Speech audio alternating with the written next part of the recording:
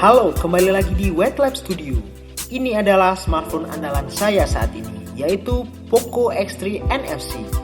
Spesifikasinya yang tinggi dan harganya yang sangat murah, bikin kompetitornya jadi sakit kepala.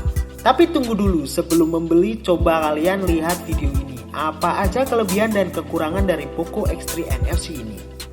Secara desain nampaknya Xiaomi sudah banyak belajar untuk smartphone mereka. Poco X3 NFC ini sangat berbeda dari produk-produk Xiaomi yang terdahulu.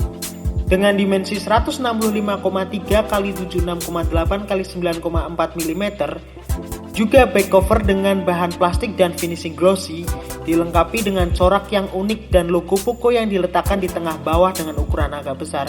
Juga ketika terkena cahaya, tulisan ini menimbulkan efek pelangi yang menjadikan Poco X3 NFC ini terlihat gahar dan keren banget.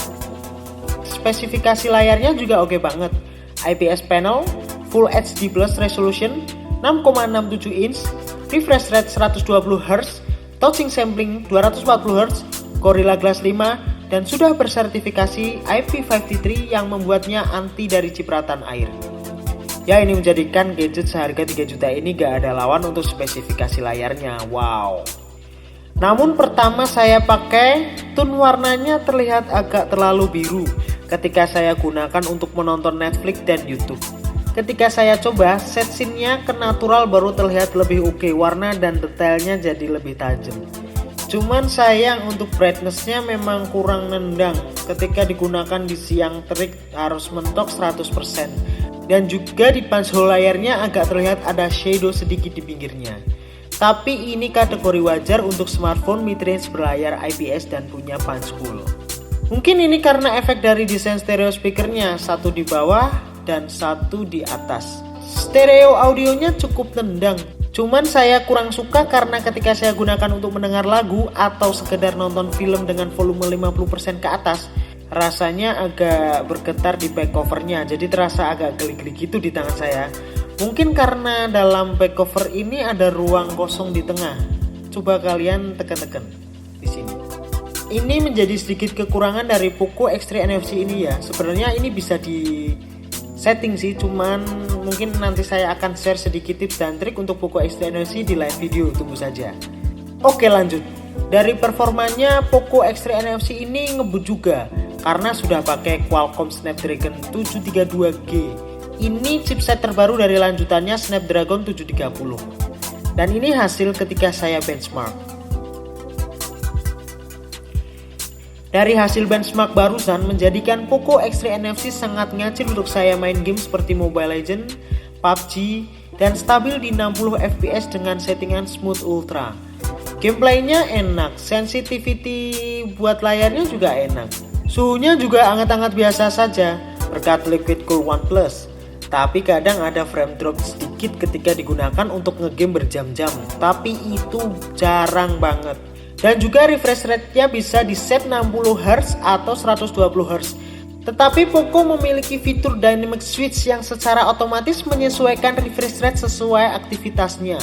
Bisa turun sampai 50Hz jika sekedar untuk melihat foto, 60Hz untuk menonton video, hingga 90-120Hz untuk scrolling timeline dan game performan tinggi. Ini menjadikannya terkesan smooth. Yang bikin saya suka juga baterainya yang berkapasitas 5160 mAh. Bisa saya gunakan 1 hari full dengan pemakaian intens hingga 2 hari untuk pemakaian santai. Mungkin ini menjadikan HP ini agak terasa berat dengan beratnya yang 215 gram dan ketebalan 9,4 mm karena kapasitas baterainya yang besar. Chargingnya juga gaspol dengan 33 watt bisa nge-charge dari 0 hingga 100% dengan waktu kurang lebih 1 jam 20 menit. Adapter chargernya juga sudah include di dalam boxnya. Baterai yang awet juga berpengaruh untuk peran softwarenya juga. Dengan MIUI yang berbasis Android 10 yang menjadikan saya suka karena fiturnya yang sangat banyak.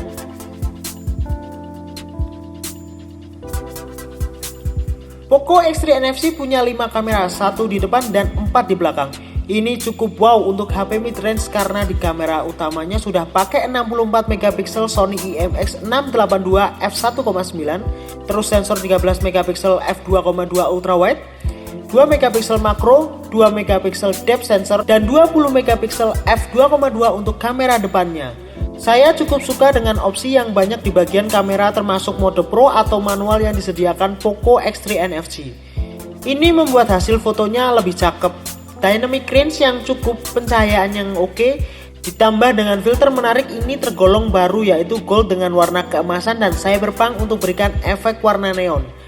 Dan di menu more ada opsi untuk ambil foto long exposure dengan 6 preset berbeda.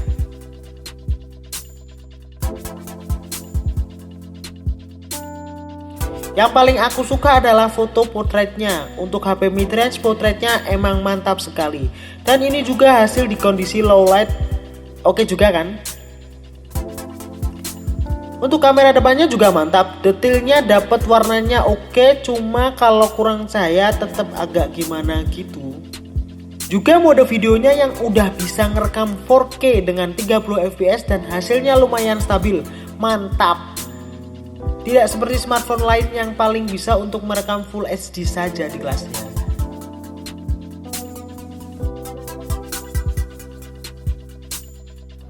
Tes kamera depan.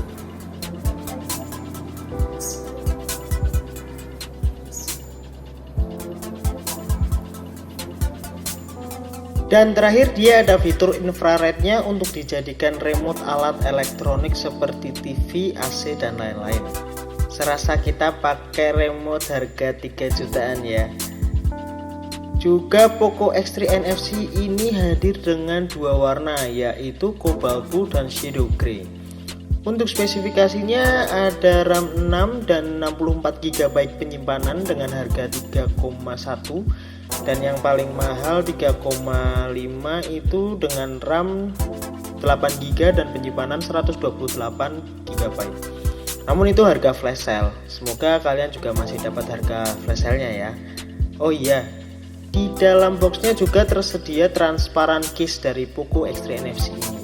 Kesimpulannya, untuk smartphone Poco X3 NFC harga 3 jutaan ini worth it banget untuk kalian beli dengan performanya yang ngebut banget dan sudah pakai Snapdragon 732G, refresh rate 120Hz, juga kamera yang oke banget, baterai yang udah 5160 mAh, ngecharge juga ngebut, dan yang diomong-omongin itu NFC ya, sampai dijadikan nama dari Poco X3 NFC-nya itu sendiri.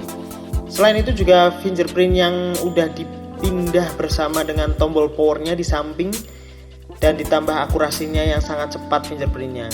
Dan beberapa kekurangan dari Poco X3 NFC ini beratnya yang memang agak berat ya.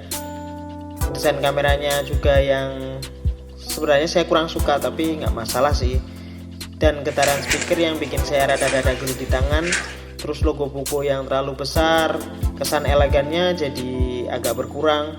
Juga karena bodi plastiknya mungkin akhirnya cepat kotor. Di beberapa scene di depan nampak bekas jari yang menempel di smartphone ini. Tapi tetap tidak mempengaruhi untuk saya tetap menyarankan kalian untuk membeli Poco X3 NFC ini. Oke, semoga video ini berguna bagi kalian. Jika ada pertanyaan atau saran bisa kalian komen di bawah sini ya. Jangan lupa like, share, subscribe channel ini supaya kalian dapat notifikasi dari video baru saya. Dan saya Kurniawan, thanks for watching.